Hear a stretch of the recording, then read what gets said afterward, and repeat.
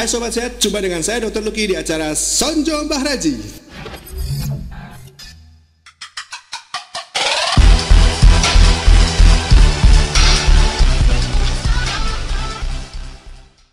Apa kabar? Salam sehat semuanya. Hari ini kita kebetulan kedatangan seorang tamu, Dr. Arif Hendiarsa, spesialis anak. Selamat pagi dokter, apa kabar dokter? Selamat pagi Dr. Luki, ya. Alhamdulillah kabar baik. Sehat ya dok ya? Ya. Tetap semangat, tetap produktif di era pandemi ini. Gini dok, hari ini kita kebetulan kita akan membahas semacam ya info kesehatan dan mungkin apa yang menjadi perhatian dan concern di masyarakat, terutama para ibu-ibu, para mamah muda yang mungkin khawatir gimana sih aku bisa mengantarkan putra-putriku ke rumah sakit atau ke tempat layanan kesehatan lainnya untuk mendapatkan layanan vaksinasi gitu. Kira-kira kita akan ngobrolin apa aja sih yang bisa dilakukan perihal vaksinasi di era pandemi ini. Sebelumnya mungkin dokter bisa memperkenalkan diri dok, Dr. Arif Hendiarsa, silakan. Ya. Assalamualaikum warahmatullahi wabarakatuh. Waalaikumsalam warahmatullahi wabarakatuh. Nama saya lengkapnya Arif Hendiarsa ya. Saya bekerja di Rumah Sakit Suraji Tirtonegoro Klaten sejak Oktober 2016 gitu. Jadi kurang lebih sudah 3 tahun lebih ya. Oke. Dan dinas saya di pekerjaan saya di Poliana, kemudian di ruang picu Bangsal, dan juga kita merawat beberapa pasien curiga COVID juga. Oke. Selama ini ada yang terkonfirmasi dok? Ada yang positif atau? Kalau yang berita terakhir dari beberapa anak yang kita diagnosis dengan PDP itu ada satu di mana pada saat itu setelah dikonfirmasi dirawat di Rumah Sakit Bagas Waras ya. Karena pada saat di sini dia masih terkonfirmasi sebagai PDP. Oke. Baru satu pasien. Baru satu pasien ya. Kalau kita lihat ya dok ya, sekarang ini kan Indonesia lagi kena pandemi nih, di mana hampir semua sektor, mau kesehatan, mau industri, mau perekonomian ya, bahkan segala aspek lah itu pada anjur-anjuran semua, dan orang berusaha untuk gimana sih caranya supaya bangkit. Kalau di Indonesia sendiri, dokter masih ingat ya kira-kira kapan sih masa pandemi ini dimulai atau mulai dirasakan oleh semua orang di Indonesia ini? Ya, kalau awalnya kan itu dilaporkan di Wuhan ya dulu ya. Sekitar Desember kalau nggak salah. Kemudian pada saat itu bulan Januari sebenarnya sudah dari luar itu sudah memberitakan bahwa Indonesia sepertinya sudah mulai ada kasus, tapi ternyata semenjak ada satu kasus baru kemudian kita masih menganggap hal itu seperti biasa, dan dampaknya mulai bulan Maret kan angkanya meningkat mulai meningkat. Kemudian bahkan sampai dengan sekarang sudah mencapai angka di atas 50.000 ya. Wow, seperti itu. Dan termasuk anak juga memang porsinya kecil ya, tetapi kalau dilihat itu angkanya sebenarnya besar ya dibanding Asia Tenggara ya. Seperti itu. Iya.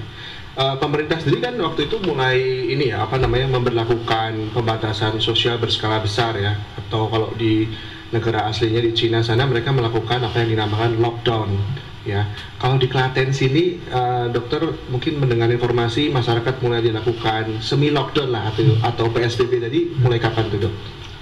Kalau menurut saya masyarakat itu semenjak adanya laporan bahwa peningkatan kasus yang cukup besar, kemudian kita diupdate oleh 2 kota ya yang sudah dilaporkan, kalau tidak salah sejak Maret atau April itu diawali oleh Solo ya, dia sudah zona merah, kemudian diikuti Jogja, sehingga kita diupdate oleh 2 kota yang zona merah, sehingga mau nggak mau ada inisiatif dari masyarakat untuk melakukan semi lockdown ya. Tetapi bahkan sampai dengan saat ini dengan adanya zona merah, ada kasus positif yang membuat kecamatan tersebut dinyatakan sebagai zona merah, tetapi pemerintah daerah belum menetapkan kita melakukan PSBB ya, kalau dikatakan seminya lockdown seperti itu. Ya. Tapi waktu itu ketika dokter sehari-hari mungkin aku terima pasien biasanya banyak nih, sekarang kok kayaknya menurun ya, artinya kunjungan pasien ke rumah sakit, ke poliklinik itu menurun tuh, dokter merasakan mulai kapan itu? Itu juga kita rasakan semenjak April ya. Jadi April selama 3 bulan ini kita merasakan adanya penurunan pasien 70 sampai 80% ya. Itu sebenarnya bukan hanya di tempat kita, di semua rumah sakit bahkan di seluruh Indonesia mungkin ya. Jadi didasarkan atas ketakutan masyarakat untuk rumah sakit karena takut terpapar COVID ya. Iya. Oke, kan kalau misalnya Dokter Arif sehari-hari pastinya pasti anak-anak ya, ibu-ibu yang datang mungkin ada yang mengantar anaknya dalam kondisi sakit, ada juga yang mengantarkan dalam kondisi sehat. Yang sehat mungkin tadi salah satunya anak-anak memerlukan imunisasi atau vaksinasi ya. Oke, dengar istilah tadi dok, imunisasi sama vaksinasi, itu bedanya apa ya dok ya? Kalau vaksinasi kan pemberian secara aktif ya, kalau imunisasi ya kegiatannya ya. Jadi kalau dalam kondisi seperti ini memang dengan pemberian, intinya kan memberikan kekebalan pada anak. Di satu sisi kita juga harus tahu kondisi anak tersebut, kan ada namanya OTG itu tadi, orang tanpa gejala ya. Jadi kalau pada anak yang OTG yang kontak erat dengan COVID positif kan kita harus hati-hati dalam hal pemberian vaksinnya karena ada persyaratannya seperti itu. Baik. Kan beberapa tempat layanan kesehatan ya, kayak puskesmas, posyandu, mungkin rumah vaksinasi, mungkin mereka sempat menutup akses ya, artinya orang-orang pun juga kunjungan ke tempat-tempat tersebut juga berkurang. Pemerintah daerah maupun pemerintah lokal semacam kecamatan juga menyarankan untuk tidak membuat kerumunan massa. Itu pasti mereka cukup bingung ya, aduh gimana nih anakku mau imunisasi padahal jadwalnya sudah ada ya kan. Pengalaman nggak dok? Artinya keluhan-keluhan semacam itu dokter temukan di layanan kesehatan kita? Ya jelas, jadi memang ada beberapa kita temukan banyak kasus yang kalau dari hasil surveillance itu angka cakupan imunisasinya kan menurun akibat dari kunjungan yang menurun, ditambah dengan posyandu yang ditutup, kemudian imunisasi yang ditunda, di mana pada kondisi yang transmisi lokal, rekomendasi sebelumnya memang ditunda selama sebulan. Tapi untuk kondisi saat ini kan memang harus tidak boleh ditunda di bawah 18 bulan kecuali memang pada saat deteksi dini pasien tersebut kontak atau dia sedang menderita atau dicurigai sebagai COVID. Seperti itu. Padahal kalau kita bilangnya apa nih tadi, imunisasi ya, imunisasi itu kan paling utama yang jadi dasar. Itu kan untuk anak usia 0 sampai 18 bulan ya. Tadi dokter bilang di bawah 18 bulan ya. 18 bulan. Oke, itu untuk imunisasi dasar ya. Padahal kita juga tahu dewasa, anak-anak di atas itu juga memerlukan kan ya. Kalau misalnya dalam praktek sehari-hari, beberapa dokter masih ada nggak? Mungkin kolega dokter yang masih melakukan vaksinasi tersebut? Ya, jadi pada saat ada aturan dari kolegium kami ya, jadi Ikatan Dokter Anak Indonesia menginstruksikan untuk agar dokter yang berusia di atas 60 tahun atau punya komorbid itu diharapkan untuk tidak melakukan praktek, jadi melakukan telemedicine.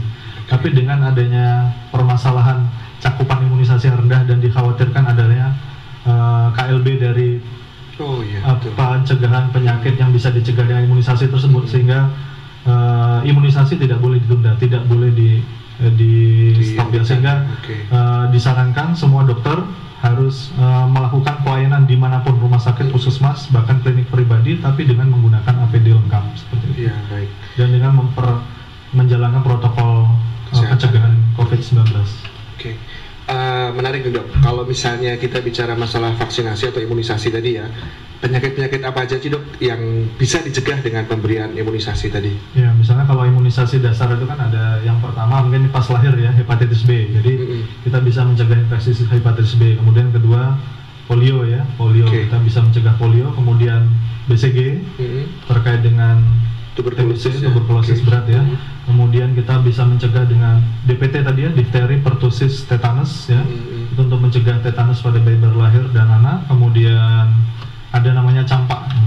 Dan ini tambahan yang baru kan sejak 2014 itu namanya HIV ya, HIV itu Haemophilus influenza tipe B, di mana dulu penta namanya DPT combo ya, tanpa HIV, tapi semenjak ada rekomendasi memasukkan HIV sehingga namanya pentabio, sehingga ada tambahan selain campak, DPT, polio, hepatitis B, BCG, ada tambahan HIV.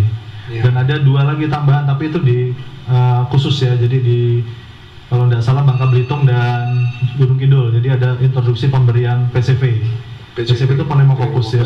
Kemudian ada juga introduksi penambahan di kota tertentu, yaitu vaksin HPV pada anak kelas 5 SD. Anak sekolah ya? Ya, Oke. sekolah. Oke, saya pernah dengar juga itu kalau nggak salah Jakarta, DKI itu sebagai pionir ya pemberian HPV itu.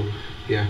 Kalau untuk di Klaten sendiri gimana dok? Dulu kan saya juga pernah dengar tuh ada penelitian tentang rotavirus kalau nggak salah ya, pemberian vaksinasi untuk pencegahan di hari itu. Nah, sebenarnya kalau dulu kan kita dari Australia ya, kita mengadakan RV3, kemudian dilanjutkan diambil alih dari Bio Farma ya, Bio Farma dengan kita membuat vaksin sendiri, buatan Indonesia sendiri ya, namanya RV0117. Seharusnya sudah mulai dari tahun kemarin ya, tahun sebelumnya juga sudah memulai fase 1-2 dan bahkan ini seharusnya sudah bisa diambil sampling ke bayi, sekitar 1000 bayi, di mana 800 Klaten, 200 Solo. Seharusnya sudah dimulai pada tahun ini, dan diharapannya nanti 2021 vaksin rotavirus oral itu sudah bisa diberikan gratis di seluruh Indonesia. Tapi sayangnya karena pandemi COVID ini sepertinya kegiatan penelitian vaksinasinya tertunda ya. Sangat disayangkan sebenarnya. Dunia sendiri juga sekarang lagi menanti ya, harap-harap cemas apakah nanti bisa dibuat dan diproduksi secara massal ya dok ya untuk vaksinasi anti COVID ini ya. Oke. Baik, gini dok, kalau misalnya beberapa orang ya, yang orang tua ya umumnya ya, ketika mau memberikan vaksinasi pada anaknya, itu kadang mereka khawatir nih, aduh nanti habis divaksin anakku bisa demam nih dok. Tapi ada juga yang, dok anakku dia juga lagi demam ini dok. Jadi gimana dok? Artinya adakah opsi vaksin tertentu yang artinya ketika diberikan itu mungkin bisa mereduksi munculnya keluhan panas atau demam pasca pemberian vaksin? Ya, mungkin sebenarnya kan penyebab dari panas itu sendiri ada dari bahan dari vaksin itu sendiri ya. Dengan adanya bahan tersebut kita bisa memberikan memberikan edukasi kepada pasien bahwa ada vaksin-vaksin tertentu seperti Pentabio dan Campak itu akan bisa menimbulkan efek samping yang walaupun kecil ya, sekitar 20%, dan munculnya kalau seperti Pentabio bisa hari pertama, hari kedua, dan Campak itu akan muncul hari ke-4 ya, seperti